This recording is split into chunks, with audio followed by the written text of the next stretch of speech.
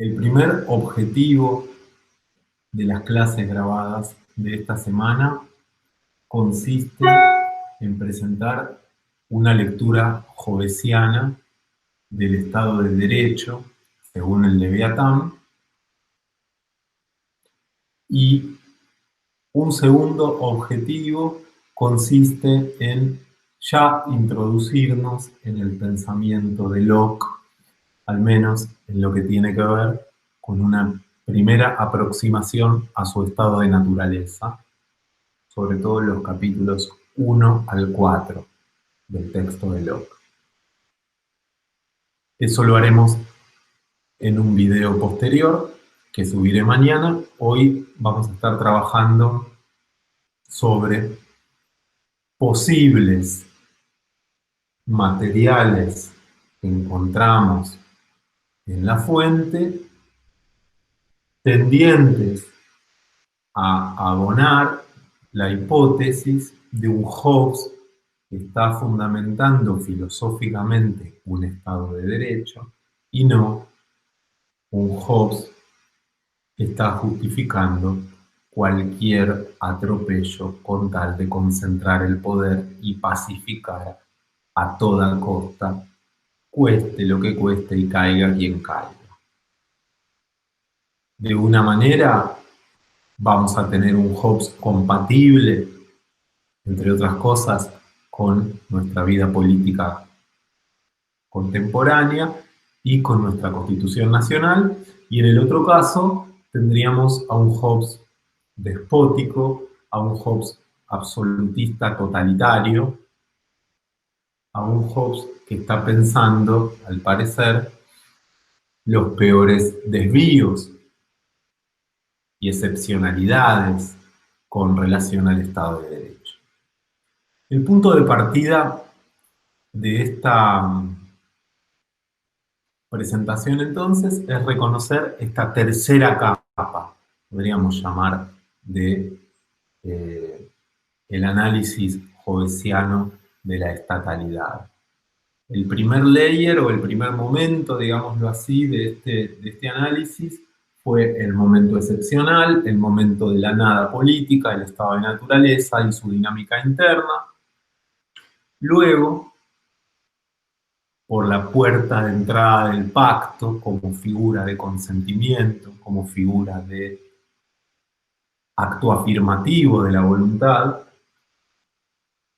entramos en el momento de conformación de la estatalidad, el momento donde la soberanía se presenta verticalmente en su versión más absoluta, un derecho a todo del soberano, el derecho natural, porque el Estado sigue en estado de naturaleza con respecto a los ciudadanos o los súbditos, el soberano, y en una relación de representación y autorización ilimitadas,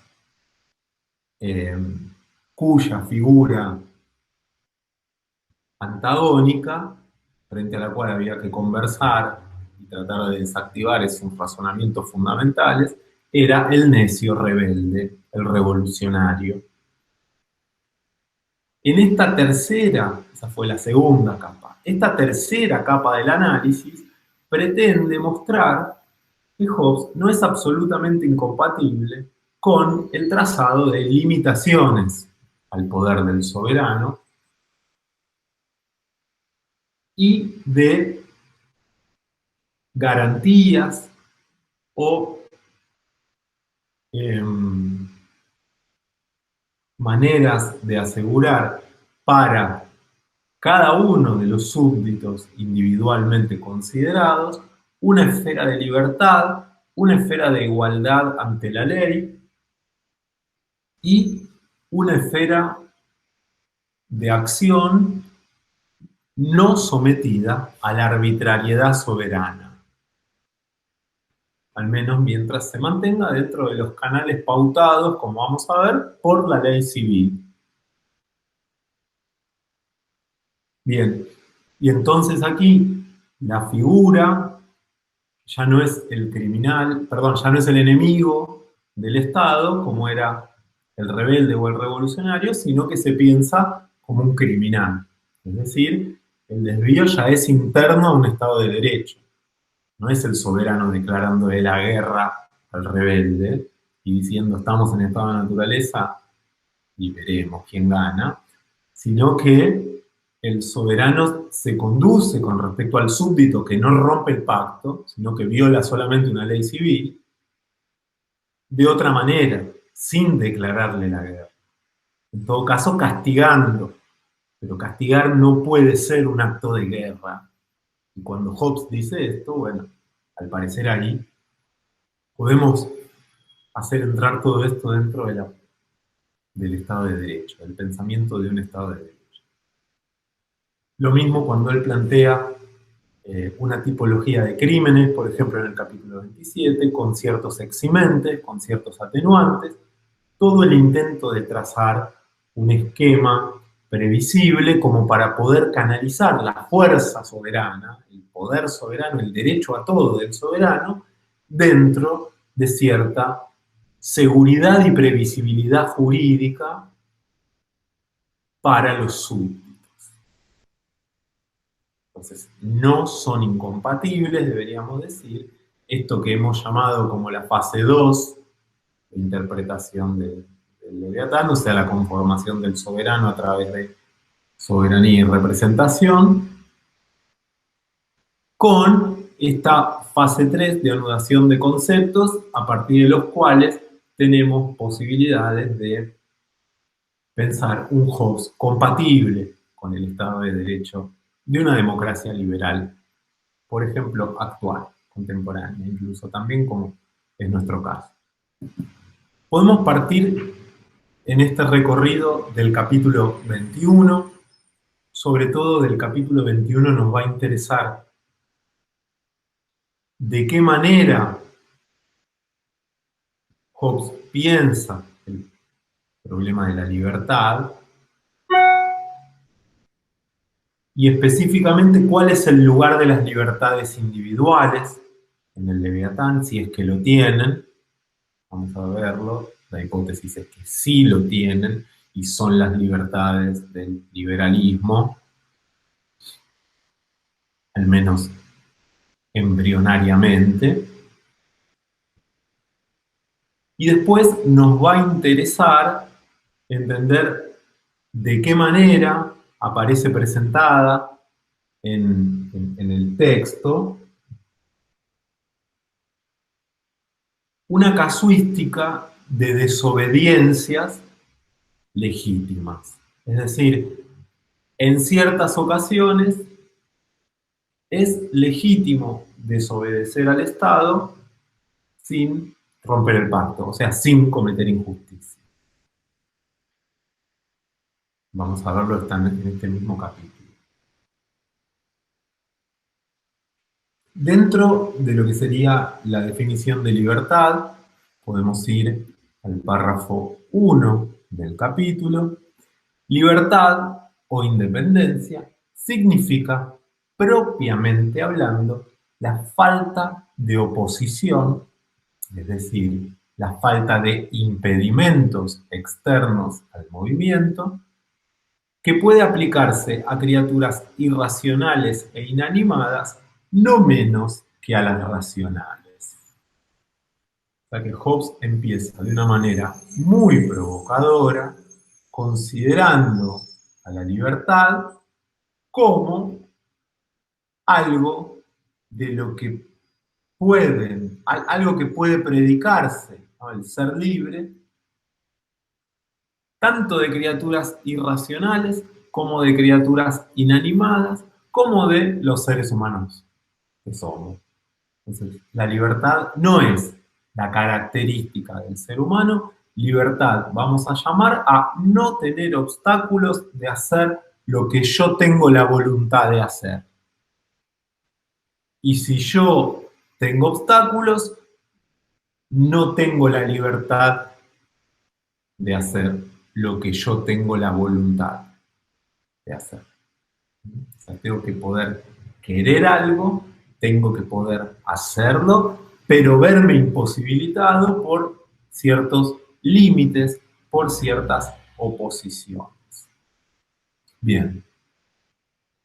De cualquier cosa atada o circundada, rodeada, como para no poder moverse sino dentro de un cierto espacio, determinado por la oposición de algún cuerpo externo, decimos que no tiene libertad para ir más allá. Está bloqueado su movimiento y no puede ir más allá, entonces decimos que no tiene libertad. Y esto se puede decir del agua, se puede decir de criaturas vivientes prisioneras o mantenidas en cautividad o limitadas por muros y cadenas, de cualquier cosa o de cualquier cuerpo, digámoslo así, que se vea obstaculizado en su movimiento. Con respecto al ser humano, la definición no cambia estructuralmente, esta definición general, que tira para cualquier objeto del mundo que pueda considerarse libre, dice Hobbes, un ser humano libre es quien en las cosas que por su fuerza o ingenio puede hacer, no se ve estorbado en realizar su voluntad. Entonces, acá lo que a él le interesa marcar es que, sobre todo cuando hablamos de seres humanos libres, estamos pensando en quienes, queriendo hacer algo que pueden hacer por su fuerza o por su ingenio, no se ven estorbados en hacerlo. Y entonces, en ningún momento está apareciendo acá una noción de libertad que tenga que ver con el libre albedrío, por ejemplo, o la libertad de la voluntad. Fíjense lo que dice al final, el uso de la palabra libre albedrío, de este uso, no puede inferirse ninguna libertad de la voluntad, del deseo o de la inclinación. O sea, cuando hablamos de libertad de la voluntad, no estamos hablando de la libertad del deseo, que mi deseo es libre o que mi voluntad va hacia ahí, sino de la libertad de la persona que puede llevar a cabo lo que tiene la voluntad, el deseo o la inclinación de hacer, en el sentido de que no tiene límites físicos o de otras características, como vamos a ver, que le impidan realizar esa acción. Entonces, la voluntad en sí misma no se puede decir libre.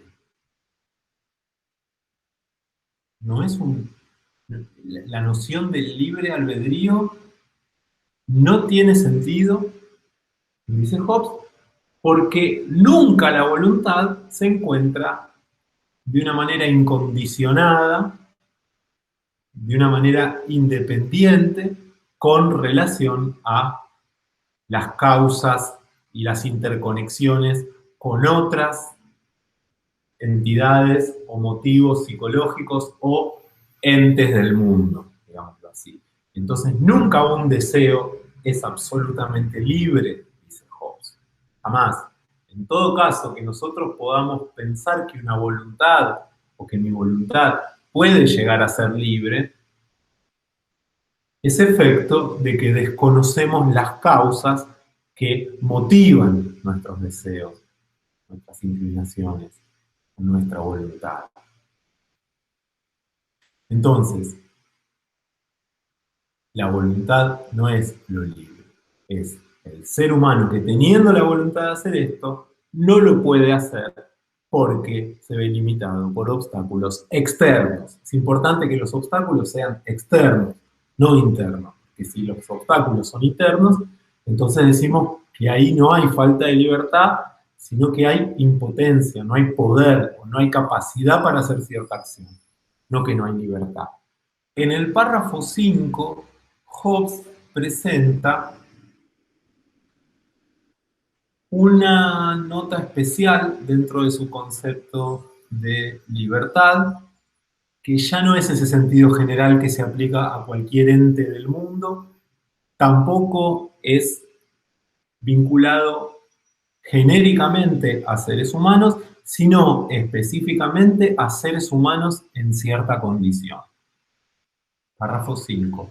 Tal como los seres humanos, para obtener la paz y la propia conservación, han hecho un hombre artificial que nosotros llamamos Estado, así también han creado cadenas artificiales que llaman leyes civiles. Entonces, hay una dimensión de la libertad dentro de la cual los límites que funcionan obstaculizando a algunas personas o a cualquier persona que quiera hacer tal o cual cosa y marcándoles una no libertad, esos vínculos o esas cadenas o esos obstáculos son artificiales, no son físicos. Y entonces, de alguna manera, nos los hemos autoimpuesto al armar este Leviatán, porque fuimos nosotros los que conformamos al soberano y se entiende que las leyes civiles, que vamos a ver en el capítulo 26, en breve, que son la palabra del soberano, nosotros al obedecerlas, de alguna manera estamos obedeciendo algo que nosotros quisimos. Entonces nos reconocemos como autores de esa ley civil que emana del soberano y por lo tanto la seguimos como si siguiéramos a nuestra propia razón, representación mediante. Bien, ellos mismos, mediante pactos mutuos, las han soldado en un extremo a los labios de ese hombre o asamblea a quien concedieron el poder soberano y en el otro extremo a sus propios oídos. Serían como cadenas que van desde la boca del soberano hacia los oídos de cada uno de los súbditos y en ese circuito de comunicación lo que se dice se llama ley civil. No es arbitrariedad y lo que se me cante que sea en cualquier momento, sino que es algo llamado ley. Algo llamado ley civil y que en definitiva obedece a pactos mutuos. Y entonces se han autoimpuesto de alguna manera esas leyes. Solo en relación con esos vínculos, o sea, esos vínculos artificiales, no son cadenas de hierro, sino que son cadenas de la obligación política, que no está hecha de materia alguna, sino que obedece a pactos hechos con lenguaje y mantenidos con el compromiso y la obligación, ¿no? La obediencia a esa tercera ley de naturaleza, en definitiva. Cumple los pactos. Bien, solo en relación con esos vínculos hablaré ahora sobre la libertad de los súbditos. Pues viendo que no hay en el mundo república donde haya suficientes reglas establecidas para la regulación de todas las acciones y palabras de los seres humanos, por ser una cosa imposible, se sigue necesariamente que en todo tipo de acciones, y acá va a haber un error de traducción, ahora lo marcamos, pero en vez de predeterminadas hay que leer omitidas, es un grave error de traducción. Se sigue necesariamente que en todo tipo de acciones omitidas por las leyes, los seres humanos, los ciudadanos, tienen libertad de hacer lo que puedan sugerirles sus propias razones a fin de extraer lo más beneficioso. Pues si tomamos libertad en el sentido adecuado como libertad corporal, esto es, como libertad de las cadenas y de la prisión, sería muy absurdo para los seres humanos clamar como lo hacen por una libertad de la que tan manifiestamente disfrutan. Bien, ¿qué es lo que piden cuando piden libertad, libertad, libertad? En una marcha. Nos parece que no están pidiendo libertad respecto de cadenas, porque han venido a esta marcha y están pidiendo libertad. Ahora, si consideramos la libertad como una excepción a las leyes, o sea, como si estuvieran reclamando un derecho excepcional casi de resistencia a la rebelión y a la desobediencia, y no querer obedecer ninguna ley, bueno, sería como pretender estar en estado de naturaleza. Entonces, eso es absurdo porque estarían pidiendo que todos puedan ser dueños de sus vidas. Entonces, volver a gobernarse a sí mismo, o sea, volver al derecho natural y por lo tanto no sería compatible ese tipo de libertad con el contexto en el que lo están pidiendo. Libertad, libertad, libertad en una marcha dentro del Estado de Derecho, supongamos. Miren cuál es la consecuencia de todo esto. La libertad de un súbdito yace por eso solo en aquellas cosas que al regular sus acciones el soberano ha omitido. Acá pone algunos ejemplos de esas acciones que al parecer, según el planteo, uno dice, pero qué poquito. Uno dice, Hobbes podría decir, no es poquito, si es imposible regular todo. Por más que el Estado se esfuerce en regular, es imposible regular todo y en todo eso que yace por fuera de la regulación estatal, cada vez menos desde la época de Hobbes, pero bueno, hay un montón de cosas todavía, por suerte. En todo eso hay libertad de los súbditos para hacer según les parezca, mientras se muevan dentro del ámbito del respeto, de la paz social, digamos, ¿no? No se conviertan en rebeldes. Los ejemplos son la libertad de comprar y vender, libertad de comercio, la de contratar, cualquier tipo de contrato, cualquier tipo de pacto individual con otros, intercambios, servicios, prestaciones, elegir el propio domicilio, dónde voy a vivir, no me lo puede decir el soberano, la propia línea de vida, cuál es mi misión en la vida, no me lo dice el soberano, la propia dieta, ¿no? Me dice qué comer el soberano, no me dice cómo enseñarle a mis hijos, cómo instruir a sus hijos como consideren oportuno y cosas semejantes. Uno diría, hoy en día el soberano se mete en todo eso, pero bueno, eh, más a favor de Hobbes. Hobbes estaba pensando un Estado liberal donde el soberano no intervenía en todos estos aspectos. De todos modos, quiero rescatar que si el soberano el día de mañana decide intervenir en estos aspectos y meterse en la dieta, por ejemplo, regulando con bromatología cuándo algo que me voy a meter en la boca está habilitado o no para que yo lo haga, y cuándo algunas cosas no puedo consumirlas, etcétera, etcétera. Lo mismo con la instrucción, el Estado va a avanzar sobre la educación después, de una manera que los liberales clásicos, por ejemplo, John Stuart Mill, se encuentran un poquito escandalizados, ¿no? Ahora se meten en la educación, qué tremendo. Bien, pasaje del Estado liberal al Estado social, al Estado de bienestar, digamos. Bien, esas son cosas finales del siglo XIX, comienzos del siglo XX y consolidación en el curso del siglo XX. Pero fíjense que los ejemplos de libertades individuales puestos aquí son las libertades del liberalismo clásico. Y por lo tanto, en ningún caso dicen las libertades que un súbdito puede mendigar en Auschwitz. Estamos hablando de campos de concentración, por lo tanto, dejemos de creer que todo esto que estamos leyendo es el discurso de un ser totalitario y perverso.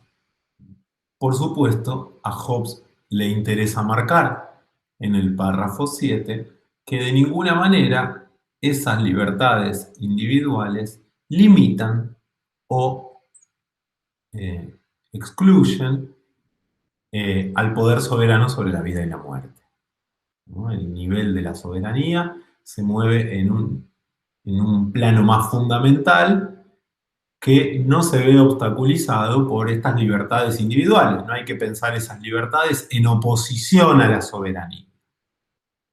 Se ha mostrado ya que nada puede hacer el representante soberano a un súbdito en ningún campo que pueda adecuadamente llamarse injusticia o injuria, porque todo súbdito es autor de todo acto hecho por el soberano, y nunca le falta por eso derecho a cosa alguna, salvo en el sentido de que es súbdito de Dios y está por ello forzado, el soberano, a observar las leyes de naturaleza.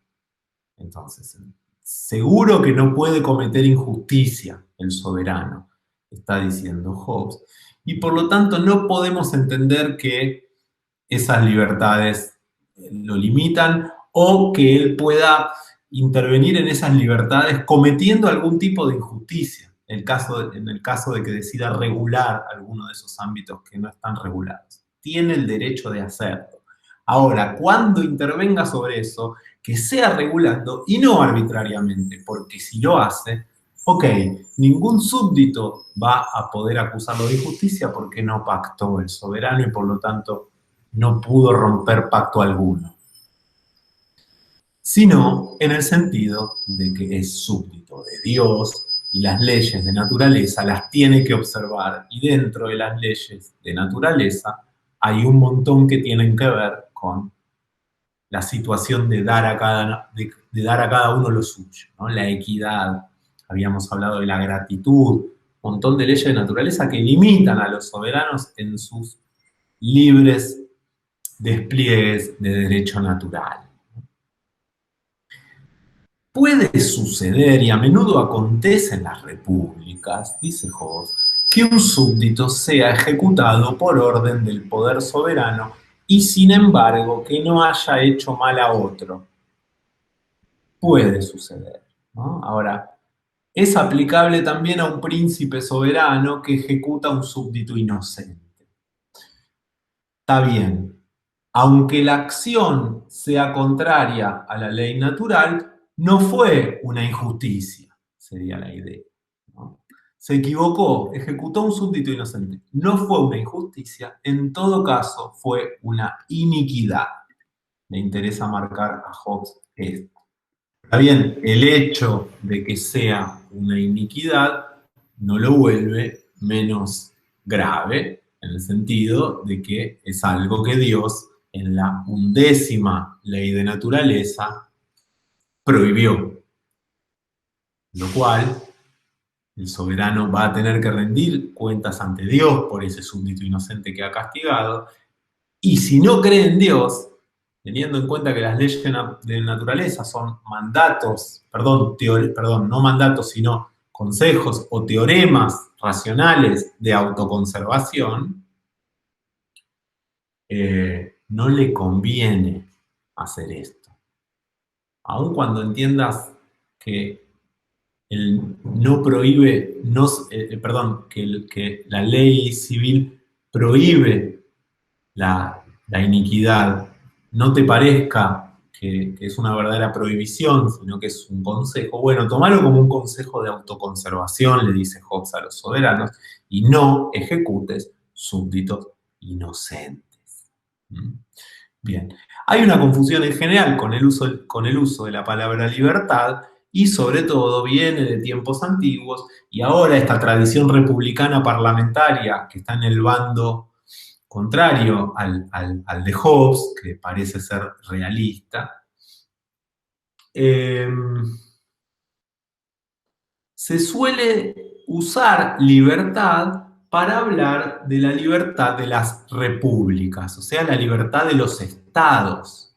Entonces, por ejemplo, cuando las personas entonan el himno en esa marcha de la que hablábamos hace un ratito, diciendo libertad, libertad, libertad, lo que están haciendo no es hablando de la libertad individual de ellos en cuanto personas naturales, sino que el himno está hablando de la libertad del pueblo argentino con respecto a su dominador español. ¿Mm? Al gran pueblo argentino le habla el himno, y libertad, libertad, libertad se dicen de las cadenas de la dominación española. O sea, dice Hobbes, que libertad, libertad, libertad, como está puesto en esa torre de esa ciudad italiana, no habla de la libertad de cada uno de los habitantes o de los ciudadanos de Luca, sino que habla de la polis, de la ciudad-estado de Luca, o de eso, la república, el Estado, la comunidad política. Es una libertad que se dice del Estado. ¿Y en qué sentido se dice o se habla de la libertad del Estado? Más o menos en el sentido del derecho natural, ¿no? Y en todo caso de la ley natural, pero en esto de que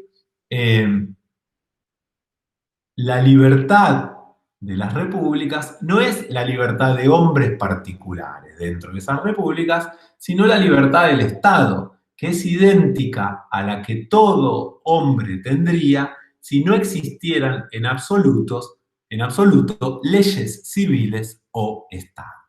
O sea, la libertad del estado de naturaleza. Los leviatanes, entre sí, la arena de las relaciones internacionales, esa libertad. Tener la libertad de poder ser juez de los medios que llevan a la conservación de su propio pueblo y no verse subyugado por ningún otro leviatán. Se habla de la libertad del soberano, de la libertad del Estado, de la libertad de las autoridades de la nación argentina que no tienen un poder superior en esta tierra, solo queda Dios. Dentro de la casuística de la desobediencia legítima, en un momento Hobbes se pone a explicar algunos casos en los que se puede el súbdito negar a ejecutar una orden soberana o a obedecer un mandato que provenga del soberano, y esto lo puede hacer con derecho, o sea, sin cometer injusticia.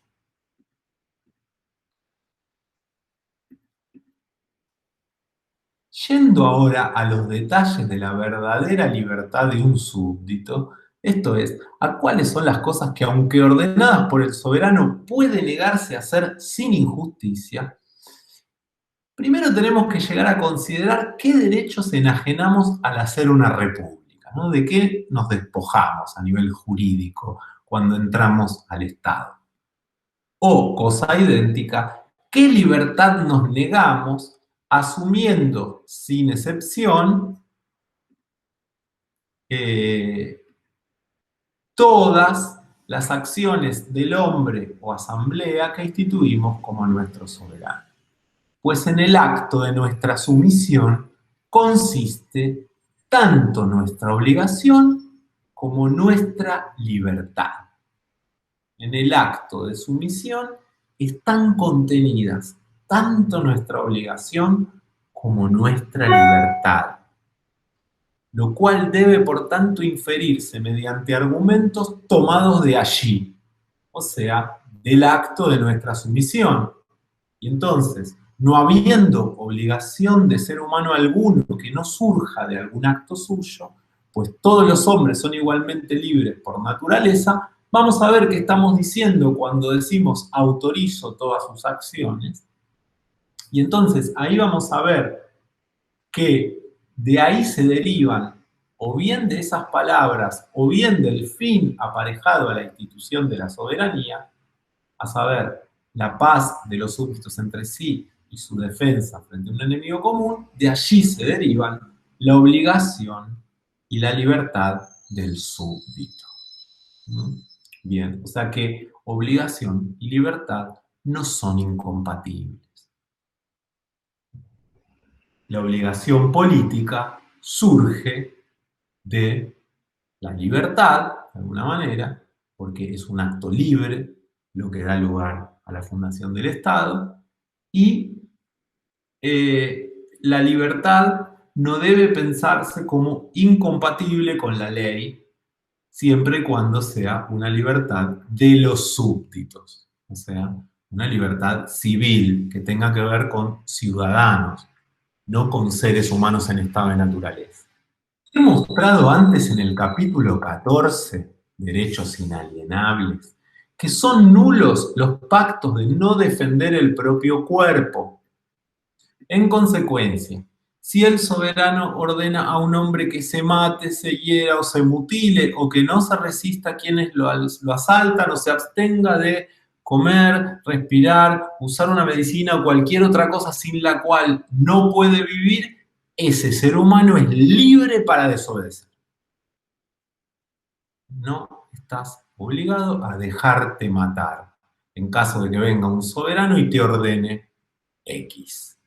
Incluso cuando estés justamente condenado. Atención acá, no estamos hablando de un ser humano tomado de rehén, cautivo, enemigo, rebelde o lo que sea, sino alguien justamente condenado a través de un proceso judicial. No puede ser obligado a esto. Jamás transferimos ese derecho. Ese derecho es inalienable. Se llama derecho a la vida, en el fondo. Bien. Si un hombre es interrogado por el soberano, por sus autoridades, en relación con un crimen cometido por él mismo, no está obligado a confesarlo sin que se le garantice el perdón. Porque ningún ser humano puede ser obligado por pacto a acusarse a sí mismo. Garantías básicas del Estado de Derecho están acá puestas. Por decirlo una vez más, el consentimiento de un súbdito al poder soberano está contenido en estas palabras: autorizo o asumo todas sus acciones, en lo cual no existe restricción alguna a su propia libertad anterior.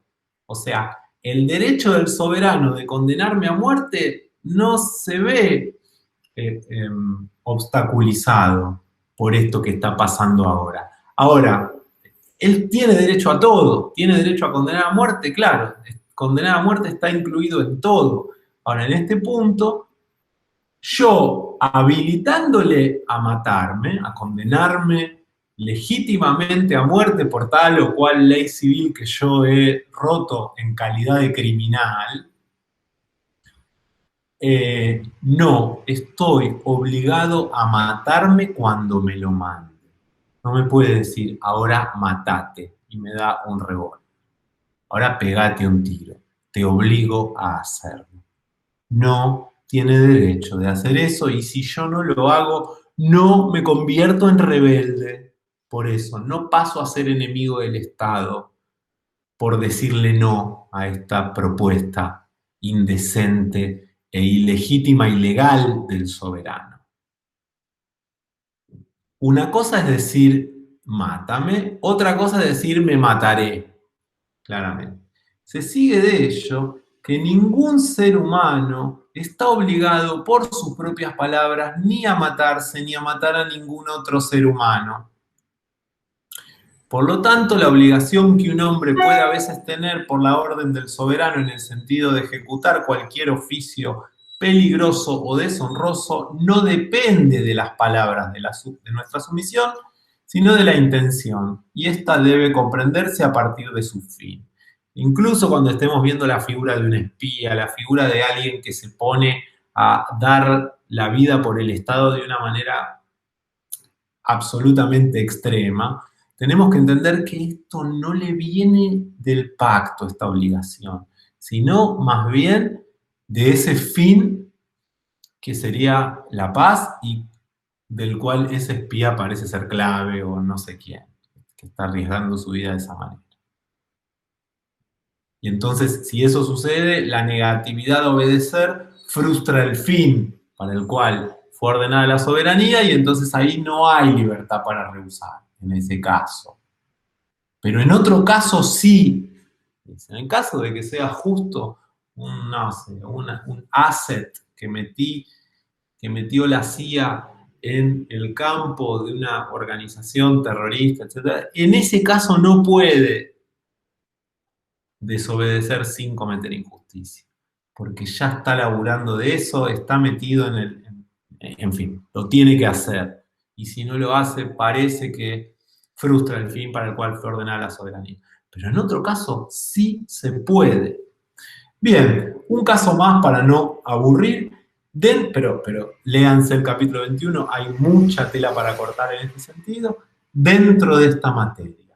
Un hombre a quien se ordena luchar como soldado contra el enemigo puede en muchos casos rehusar sin injusticia aunque su soberano siga teniendo derecho suficiente para castigar tal negativa con la muerte.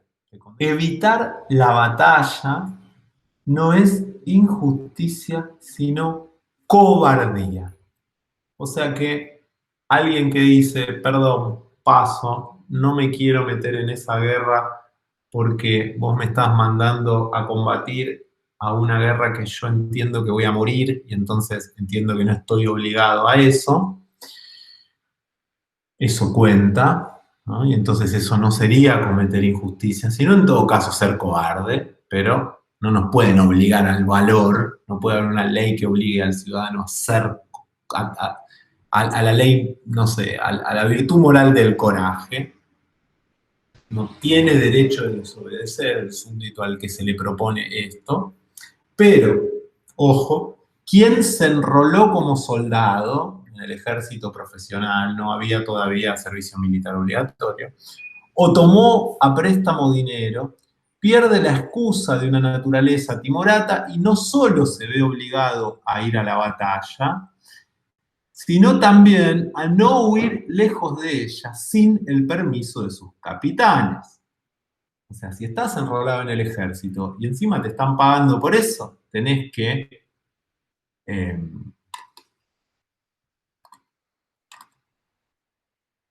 quedarte y obedecer el mando militar. Y cuando la defensa de la República requiere simultáneamente la ayuda de todos los capaces de portar armas, cada súbdito queda obligado a ello. Si eso no se hiciera, estaría yendo en contra de la capacidad de proteger del soberano y entonces haría vana la institución de la República. Hay que preservar el Estado como garante de la paz adentro y de la protección respecto de las amenazas de la guerra y de enemigos externos. En el párrafo 18 del capítulo 21, Hobbes avanza especificando otras libertades que dependen del silencio de la ley, entonces en ese sentido son libertades de los súbditos. Y dice lo siguiente, allí donde el soberano no ha prescrito regla, el súbdito tiene libertad de hacer o no hacer con arreglo a su propio criterio. Y en consecuencia, tal libertad es en algunos lugares mayor y en otros menor, y en algunos momentos más y en otros tiempos menos, según piensen más oportuno quienes poseen la soberanía. No hay una manera predeterminada de pautar la zona de libertad de los súbditos. Por ejemplo, hubo un tiempo en Inglaterra donde un hombre podía ocupar sus propias tierras por la fuerza y despojar a quienes tenían igualmente sus posesiones.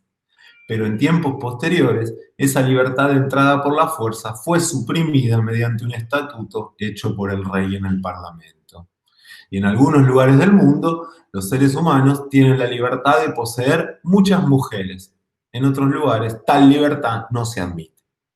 Entonces, Hobbes parecería estar haciendo depender el alcance de la libertad de los súbditos de las pretensiones de regulación de cada uno de los soberanos en cada una de las partes del mundo y a veces de cada uno de los países dentro de ciertos periodos históricos. Hay periodos que se goza de mayor libertad para los súbditos y hay algunos periodos donde esas libertades se ven restringidas.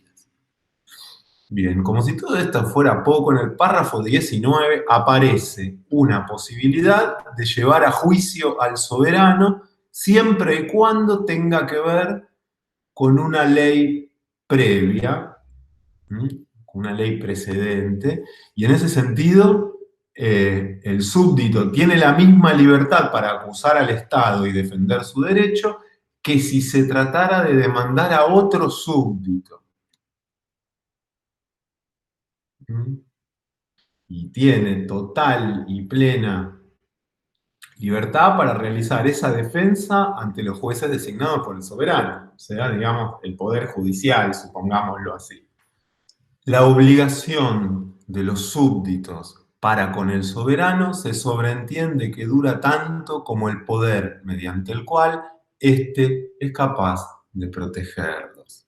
Pues los seres humanos no pueden enajenar el derecho que tienen por naturaleza a protegerse cuando ningún otro puede hacerlo. El déficit de protección o de capacidad protectiva del Leviatán habilita la autoprotección individual. La desprotección estatal me permite a mí, como individuo, tener que empezar a protegerme a mí mismo. Y entonces allí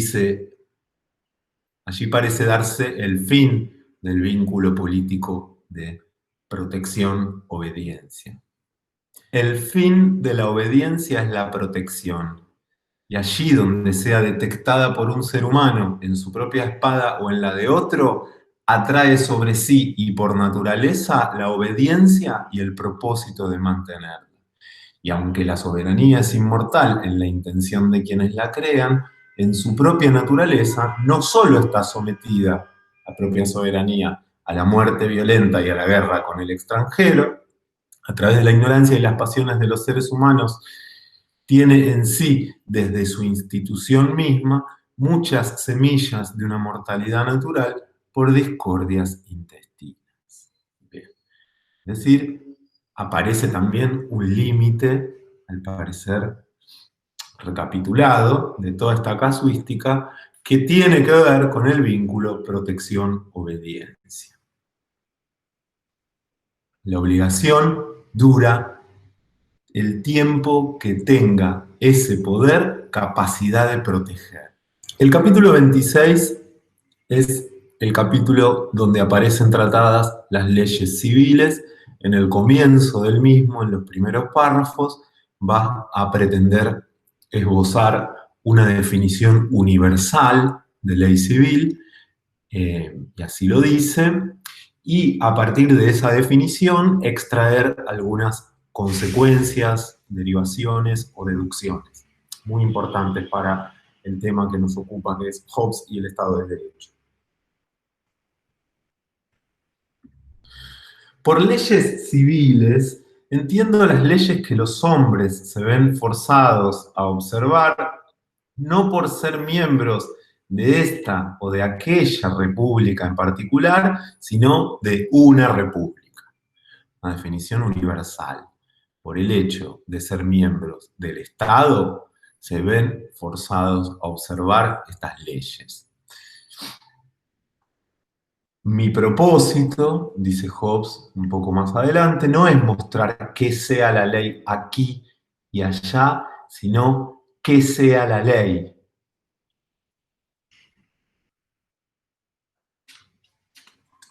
El conocimiento de las leyes particulares pertenece a quienes profesan el estudio de las leyes de sus diversos países, pero el conocimiento de la ley civil en general pertenece a cualquier ser humano. Un conocimiento fundamental que no debe depender de cierto carácter técnico de abogados, juristas o quienes entienden de jurisprudencia. En primer lugar, primer componente de la definición de ley civil es que la ley en general no es consejo, sino mandato. El acto de habla que llamamos ley no es un consejo, sino un mandato. Primer punto. Segundo punto, un mandato de cualquier hombre a cualquier hombre no es, sino solo a aquel cuyo mando se dirige a alguien previamente obligado a obedecer. Entonces, el receptor de la ley civil, ese sería el segundo punto, está previamente obligado a obedecer a la ley civil. Bien. Y en cuanto a la expresión ley civil, solo añade el nombre de la persona que manda, que es la persona del Estado, persona civitatis, la persona de la República. Por un lado, entonces, que sea consejo y no mandato quiere decir que una ley civil es un acto de habla que presupone una orden que yo no evalúo si voy a seguir o no voy a seguir a partir de una consideración racional de su contenido. Eso es lo que pasa cuando me dan un consejo. Si alguien le da un consejo a otra persona, en principio no le está dando una orden, sino un parecer que depende de que el otro le dé lugar o no le dé lugar en su conciencia según como le parezca. Mientras que si el soberano da una ley civil, no la está sometiendo de la misma manera a la consideración voluntaria, obedecela o no la obedezca, fíjate lo que te parece y después lo haces. Mientras que cuando uno da un consejo, ese consejo no puede ser imperativo, no puede estar expresado como una orden y a la vez queda bien y es cortés preguntarle a la persona, ¿te puedo dar un consejo? Porque a veces dar consejos así a quienes no nos los piden puede llegar a ser agresivo también. En el caso de una ley no se da lo mismo. El soberano no me tiene que pedir permiso para darme una ley. Discúlpame, ¿te puedo dar una ley? Ese acto de habla no tiene sentido porque se dirige a seres humanos previamente obligados a obedecerle. Bien. Y entonces no está esperando que sean aceptadas o no en función de si a partir de un juicio del contenido a la persona le sirve o no le sirve. Esta ley sí me gusta, me parece que es racional y tal, esta otra ley no. Vimos que eso es un razonamiento típico del derecho de resistencia, el necio, el rebelde de la revolución. Y luego, es muy importante, en términos formales, no qué dice la ley, sino quién es el legislador. Y entonces, no da lo mismo que venga de cualquier particular que venga del soberano. Es un mandato que viene de arriba y desciende como una flecha y pretende tener fuerza para imponerse y obediencia para realizarse. Muy bien. Considerando lo cual, defino la ley civil de este modo en el tercer párrafo. La ley civil es para todo súbdito el conjunto de reglas que la República ha ordenado mediante palabra, escritura u otro signo suficiente de la voluntad, utilizar para la distinción de lo justo y lo injusto, esto es, de lo contrario y de lo acorde con la regla o con la norma. Muy bien, de esta manera tenemos una definición universal de ley que se aplica a cualquier ley. De vuelta. Nadie puede hacer leyes sino la República. La única sede legislativa es el Estado, no ningún particular, porque nuestro sometimiento es exclusivamente a la República. Y esos mandatos deben expresarse mediante signos suficientes, pues un hombre no sabe de otro modo cómo obedecer. Bien, y luego vienen las deducciones de esta definición. Primera deducción de la ley civil proporcionada por Hobbes en el parágrafo 5 del capítulo 26, el legislador en todos los estados es solo el soberano. Legislar es un poder estatal fundamental de los soberanos. La manera en que los soberanos le hablan a los súbditos es a través de la ley civil, digámoslo así. Sea un hombre, como en la monarquía, o una asamblea de hombres, como en la democracia o la aristocracia, porque el legislador es quien hace la ley, y solo la república prescribe y manda observar las reglas que llamamos ley. En consecuencia, el legislador es el Estado. Ahora bien, dado que el Estado no es ninguna persona, ni tiene capacidad para hacer nada si no es mediante el representante, esto es el soberano. Y por eso mismo es el soberano el único legislador. Por la misma razón, nadie puede abolir una ley hecha excepto el soberano, porque una ley no queda abolida sino por otra ley que prohíbe su puesta en ejecución. Es decir, tanto legislar novedosamente, ¿no? De manera novedosa frente a una situación, como volver a legislar a partir de una ley que ya había sido dada, es algo que solamente puede hacer el representante estatal. Y esto implica que tiene un tipo de libertad que no tiene ninguna otra persona que está en esta república incorporada al Leviatán. Y entonces, tanto para legislar como para derogar una ley necesitamos que intervenga allí la persona artificial pública del soberano. Bien, si esto es así, lo que acabamos de decir, entonces, famosa consecuencia 2 de la definición de ley civil, el soberano de un Estado, ya sea una asamblea o un ser humano, no está sometido a las leyes civiles, digámoslo así, en tanto soberano, en tanto persona artificial.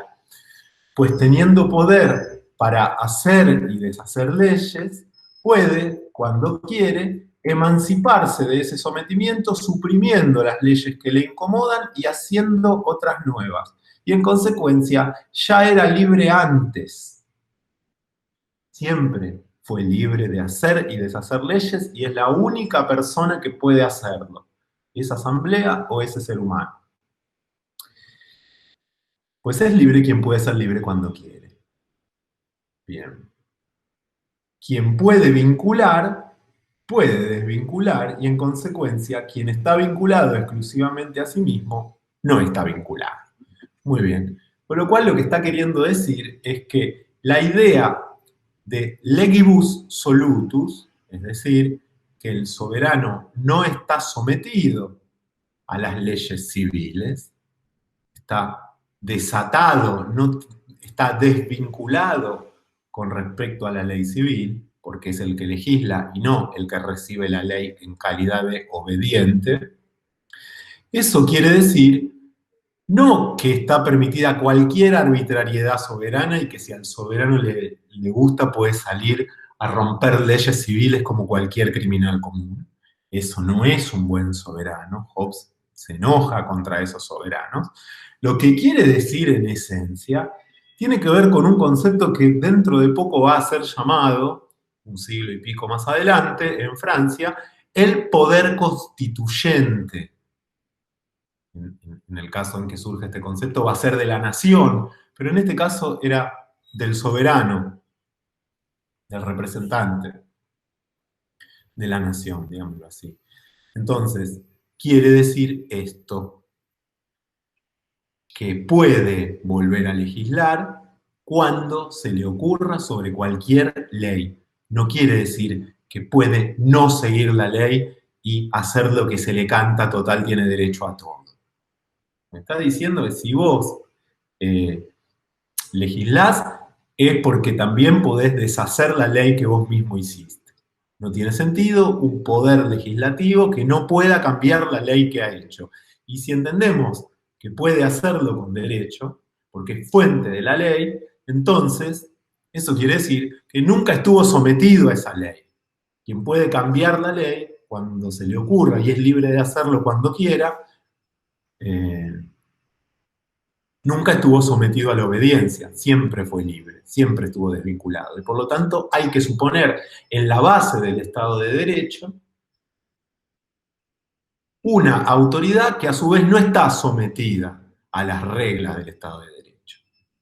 Y de vuelta, no porque le interese salvaguardar una zona, una franja de arbitrariedad y capricho para que el soberano despliegue su voluntad de hacer lo que se le canta, sino con el objetivo de poder legislar nuevamente cuando hay una ley civil que no está bien, que no funciona o que hace mucho que la tenemos y habría que cambiarla, como también, eh, por ejemplo, poder suspender algunos institutos del derecho penal en caso de que la protección de los ciudadanos así lo demanden. Es decir, por ejemplo, cuando yo voy en mi auto y viene un agente de la ley, me enseña su identificación y me dice, necesito este auto para perseguir a un criminal. Entonces yo estoy obligado a salir del auto, dárselo y entonces que esa persona, ese agente estatal de seguridad, lleve a cabo la misión que yo mismo he querido cuando le encomendé a través de este instituto ficticio del pacto ser el encargado de velar por mi protección. Es lo que tiene que ver con la seguridad común. Entonces, en ese caso, no sería tampoco un ejemplo de arbitrariedad soberana, sino la necesidad de tener una fuerza especial que, en ciertos casos, pueda poner en suspenso el derecho de propiedad, por ejemplo, pero si es un buen soberano, no es que me saque el auto y listo, se supone que después me tiene que indemnizar, se supone que después tendría que recibir a cambio algo por ese vehículo que yo cedí y que sirvió o no, no importa para los fines, pero en principio debería haber algún tipo de indemnización para el súbdito. Esto es lo que Hobbes supone, no es una manera adecuada al poder soberano desplegar arbitrariedad justamente por contar con eh, por el hecho de no tener atadas las manos, es decir, no estar vinculado a la ley civil. Bien. Miren la deducción 4.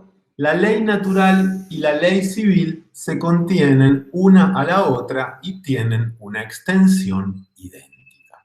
O sea, ley natural y ley civil ocupan, cuando tenemos armado el Estado, son más o menos lo mismo. Miren cómo lo explica Hobbes. Las leyes naturales, que consisten en equidad, justicia, gratitud y otras virtudes morales dependientes de estas, no son propiamente leyes en el estado de naturaleza, sino cualidades que disponen a los hombres a la paz y la obediencia. Solo cuando se establece una república son efectivamente leyes, no antes. ¿Y de qué manera son ahora efectivamente leyes y no antes? Porque ahora son los mandatos del Estado, de la República, y por lo tanto leyes civiles también. Pues es el poder soberano quien obliga a los seres humanos a obedecerlas en lo que tiene que ver con el foro externo, digámoslo así. Muy bien.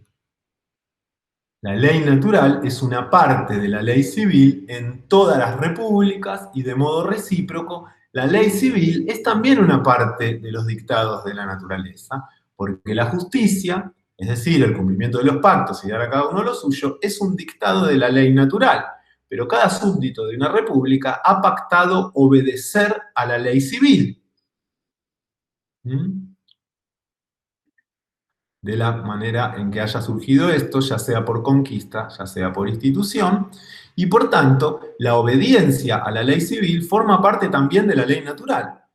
La ley natural y la ley civil no son especies diferentes, sino partes distintas de la ley, donde la parte escrita se denomina civil, mientras la no escrita se denomina natural. El derecho natural, esto es, la libertad natural del ser humano, puede ser reducido o limitado por la ley civil.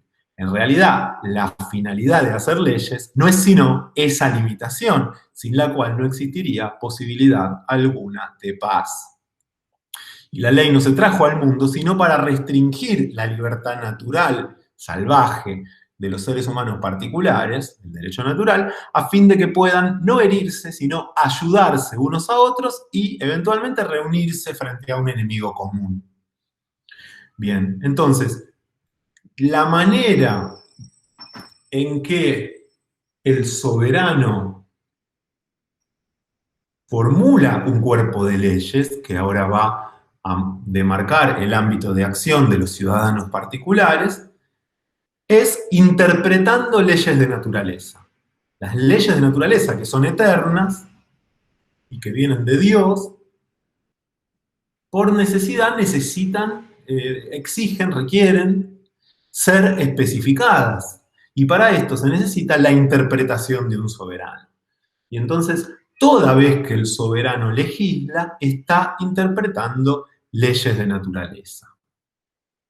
De la misma manera, no podemos reivindicar para nosotros, una vez que vivimos bajo un Estado, la potestad de interpretar leyes de naturaleza. Y entonces decir, esta interpretación del soberano de tal o cual ley de naturaleza eterna está mal, no es así.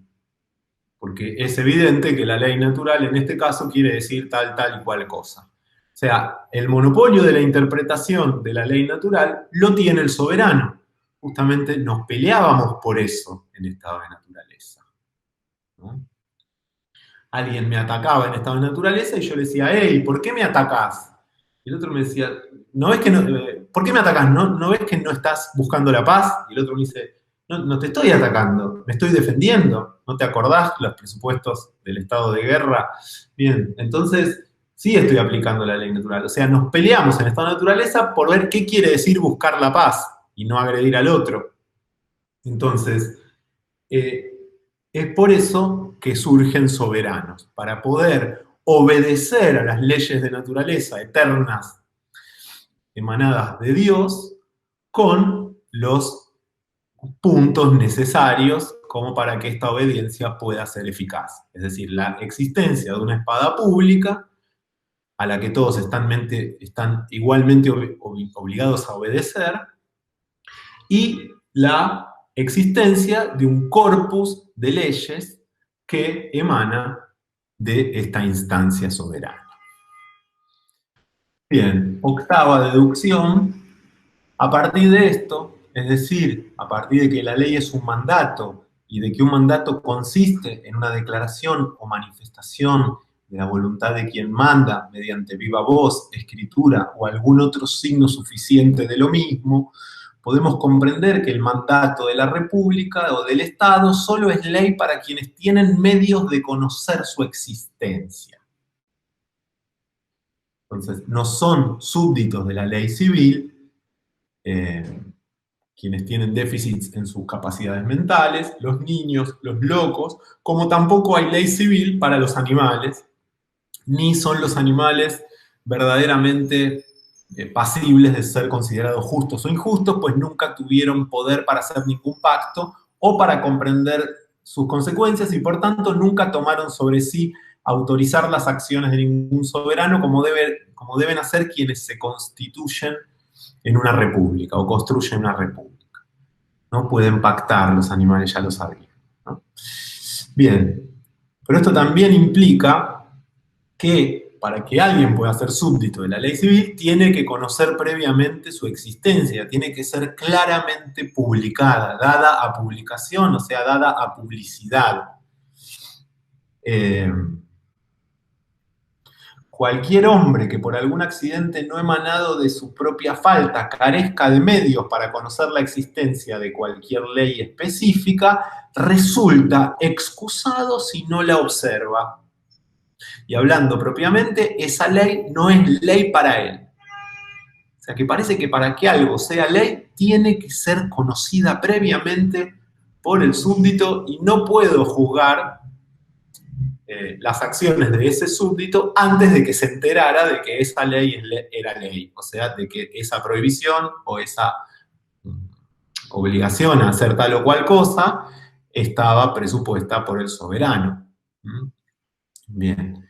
Es por eso necesario considerar aquí qué argumentos y signos serán suficientes para el conocimiento de la ley, es decir, cuál es la voluntad del soberano, tanto en las monarquías como en las otras formas de gobierno. O sea, maneras de dar a publicidad a la ley. Bueno, luego del capítulo 26, en el 27, Hobbes se dedica a presentar una tipología de crímenes según los lineamientos de un derecho penal que trate de tener en cuenta las circunstancias particulares y por lo tanto presentando también una serie de eximentes y atenuantes bien tipificado en ciertas reglas conocidas por todos, que claramente van a empezar a demarcar el ámbito de juego de los súbditos particulares en sus respectivas libertades dentro de un Estado de Derecho donde claramente la libertad de cada uno empieza y termina donde arranca la libertad del otro, de la otra, el de otro.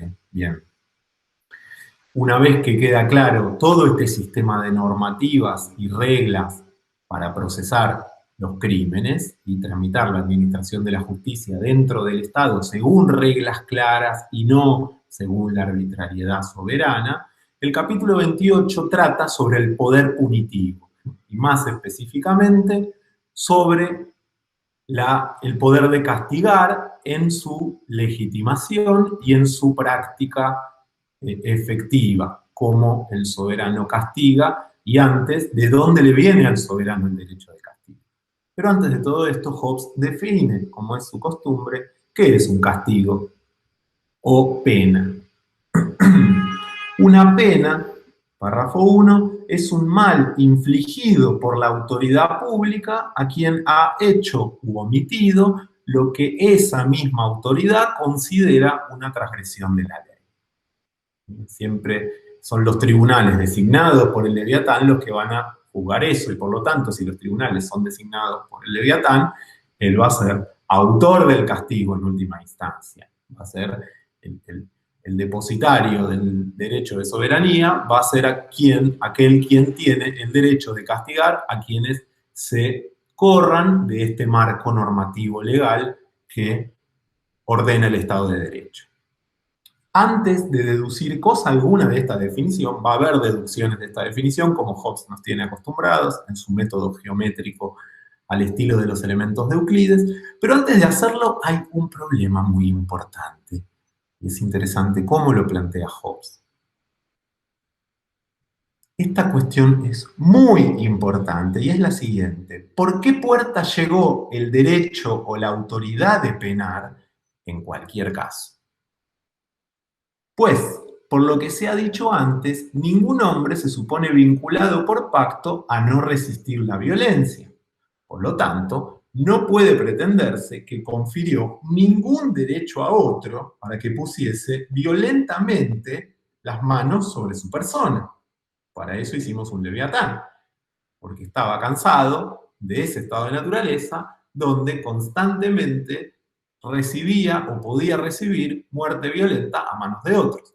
¿Por qué ahora hay un soberano que tiene derecho de dar muerte violenta? O sea, interrumpir artificialmente mi vida y decir hasta acá, por tal y cual violación a todo este código penal. Al hacer un Estado, al conformar una república, todo ser humano abandonó el derecho de defender a otro, pero no el de defenderse a sí mismo. Vuelve Hobbes sobre la inalienabilidad del derecho a la vida. Yo transferí el derecho de ser juez de los mejores medios en lo que tiene que ver con la paz y la defensa común para que yo pueda preservar mi vida. No renuncié a la preservación de mi vida. Ese derecho es irrenunciable. Si alguien dice que abandonó ese derecho, está loco, no sabe lo que dice y no puede entenderse que de sus palabras se pueda deducir legitimidad jurídica alguna para una decisión que lleve a su propia destrucción.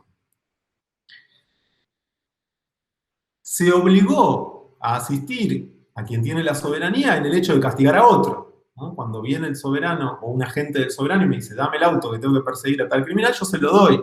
Estoy obligado a no obstaculizar lo que él tiene que hacer para llevar a cabo la tarea común que significa proteger al pueblo. Ahora, no se obligó a asistir a quien tiene la soberanía en el hecho de castigarse a sí mismo. Jamás esto fue así. El castigo, sobre todo si estamos hablando de la muerte, no de una multa, jamás puede entenderse que provenga de un consentimiento positivo del súbdito, porque ese derecho no puede transferirse. Es intransferible. Inalienable quiere decir que no se puede dar a otro, no se lo puede sacar y dárselo a otra persona. Es por naturaleza del individuo, por el hecho de haber nacido, digámoslo así. Es manifiesto por eso que el derecho de la República, del Estado, esto es, de aquel o aquellos que la representan en forma de poder judicial, va a ser en un tiempo, pero todavía no estaba esa división de poderes, a castigar, no se funda sobre ninguna concesión o regalo de los súbditos. Es muy importante. Súbditos jamás podrían haber consentido a esto. Y por lo tanto no tenemos que buscar allí la fuente del derecho de castigo del soberano. Al contrario, he mostrado ya previamente que antes de instituirse la República, todo ser humano tenía derecho a todo y a hacer cuanto considerase necesario para su propia conservación. Someter, herir o matar a cualquier ser humano para conseguir tal fin. Entonces, es este que acabamos de decir recién y no otro, el fundamento del derecho de castigo del soberano que se ejerce en toda la República y en toda República. Los súbditos no concedieron ese derecho al soberano, sencillamente al renunciar a los suyos, a sus derechos naturales, a el derecho de ser juez de los medios que llevan a su autoconservación en lo que hace a la paz y la defensa común, le fortalecieron para que usase el propio como considerara conveniente para la preservación de todos ellos. Con lo cual, no se le concedió, sino que se abandonó a él ese derecho y solo a él, y exceptuando los límites dispuestos por la ley natural, se le dio tan íntegro como en la situación de mera naturaleza y de guerra de cada uno contra su vecino. Obviamente, dentro de los límites dispuestos por la ley natural que obligan a los soberanos a mantenerse dentro de cierta normativa de ley natural, una ley que viene de Dios. Bien, entonces, si esto es cierto y si la definición está bien, de la definición de pena va a deducir que ni las venganzas privadas ni las injurias de seres humanos particulares pueden considerarse propiamente penas porque no proceden de la autoridad pública. Castigar es un derecho del Estado, ningún particular castiga. No puede haber agencias de castigo privadas, si esto es un Estado y un Estado de derecho. Por eso mismo, en un Estado de derecho, el mal infligido por la autoridad pública tiene que venir acompañado de una condena pública previa, a través de ciertos signos del derecho. Y si eso no sucede, entonces eso no es un castigo, sino un acto de hostilidad. Un acto de guerra. Eso no es castigar, sino tratar a los ciudadanos como si fueran enemigos. Dice Hobbes. Porque el hecho en virtud del cual un ser humano es castigado debe primero juzgarse por la autoridad pública como una transgresión de la ley. Tiene que haber ese proceso de administración de la justicia por parte de un cuerpo estatal. Y entonces nadie puede pretender hacer justicia por mano propia. Esto es una consecuencia muy importante del Estado de Derecho, muy importante y central. Bien,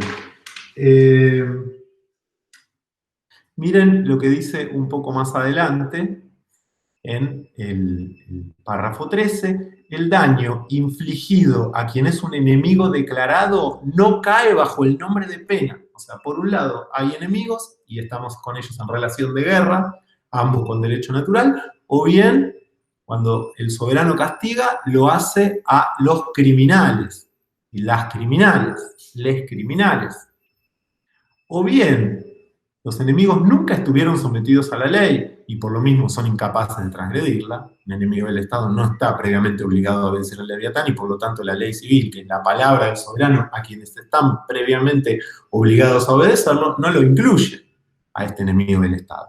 O bien, habiendo estado sujetos a ella y profesando no estarlo ya, o sea, habiendo roto el pacto, niegan en consecuencia poder transgredirla.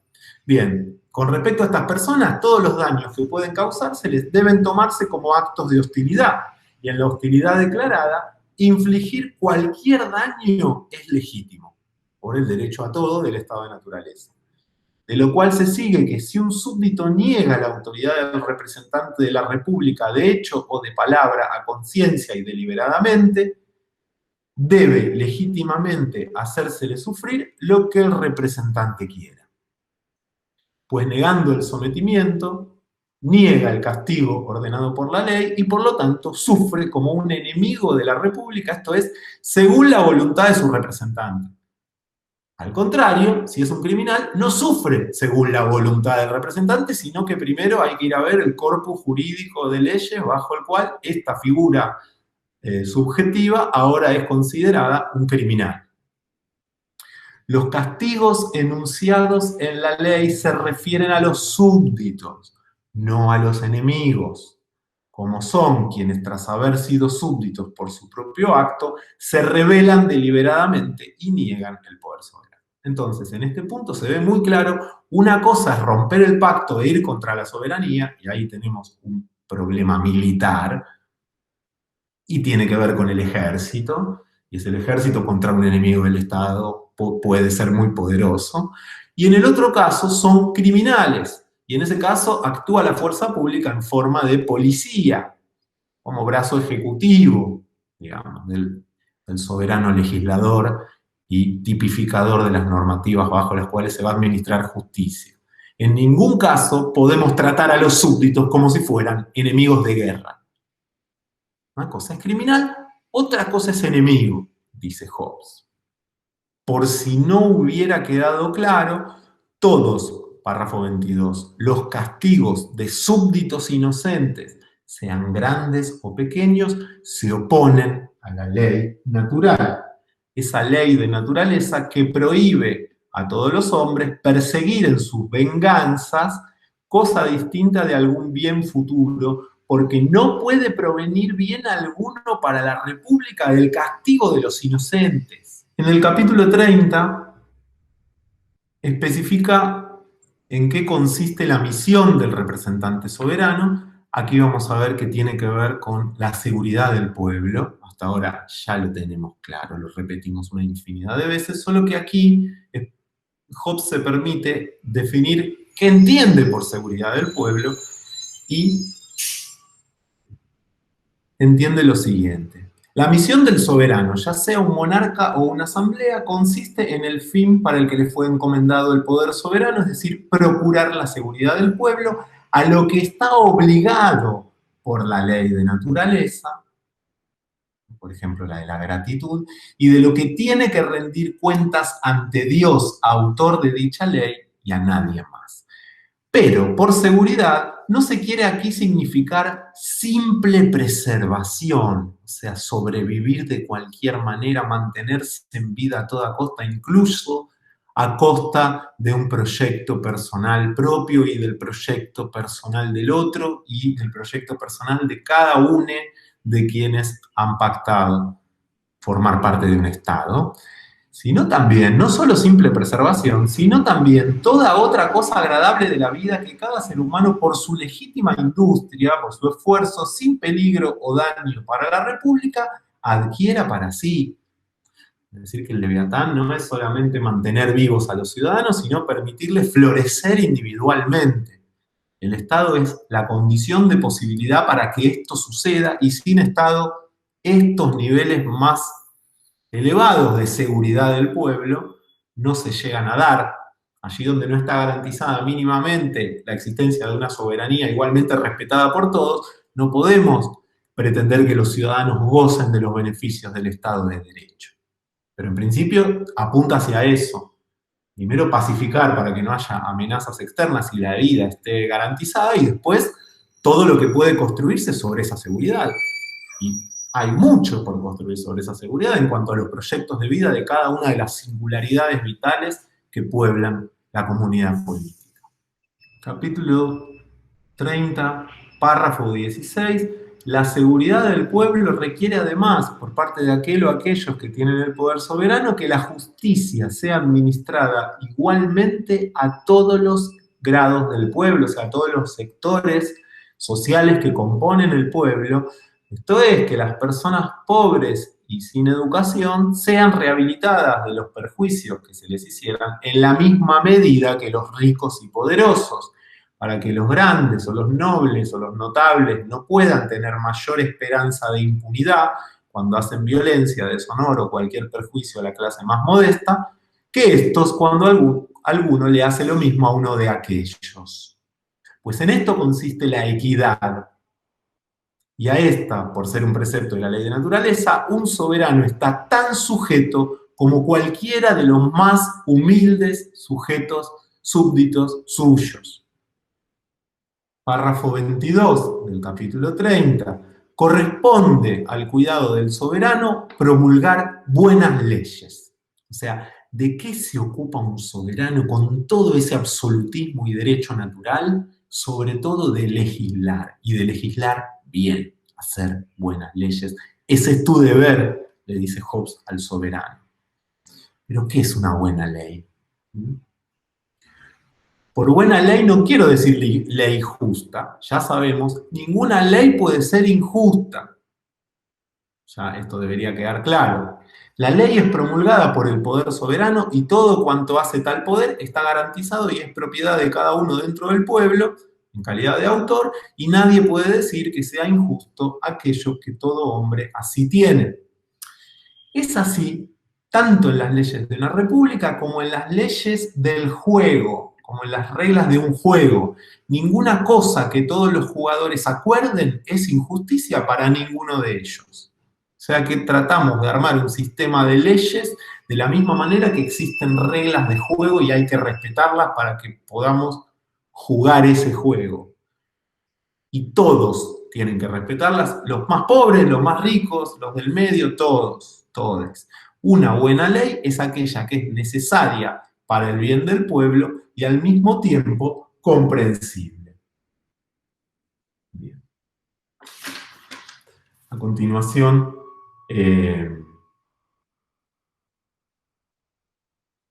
explica qué quiere decir necesaria, explica qué quiere decir comprensible, pero es importante que sean leyes que hacen falta, no legislar, evitar la sobreproducción legislativa, la inflación de leyes, y tratar de que las leyes se comprendan por todes. Si tienen que regir sobre todes, tienen que ser simples, tienen que estar expresadas en lenguaje claro, y el soberano tiene que asegurarse de que lleguen al conocimiento de los sujetos a los que después les vamos a pedir que las obedezcan. Muy bien, y sobre el final explica en qué consiste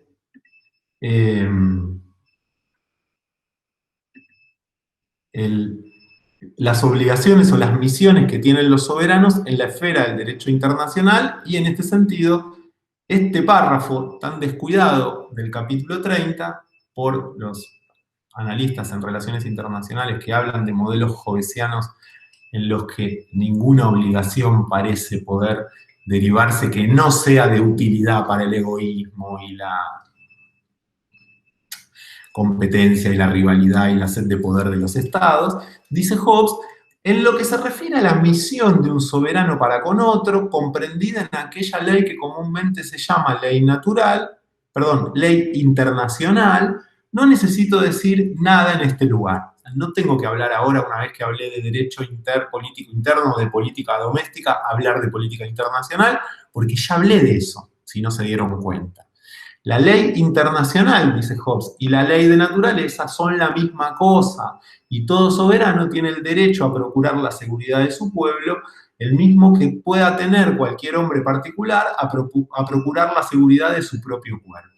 Y la misma ley que dicta a los hombres que no tienen gobierno civil lo que debieran hacer y evitar en relación con los demás, dicta lo mismo, esa misma ley que es la ley natural, dicta lo mismo a los estados. Es decir, a las conciencias de los príncipes soberanos y asambleas soberanas, no habiendo tribunal de justicia natural más que en la sola conciencia, donde no reina el hombre sino Dios, cuyas leyes, aquellas que obligan a toda la humanidad, puestas en relación con Dios como autor de la naturaleza, son naturales, y puestas en relación con el mismo Dios como Rey de Reyes, son leyes.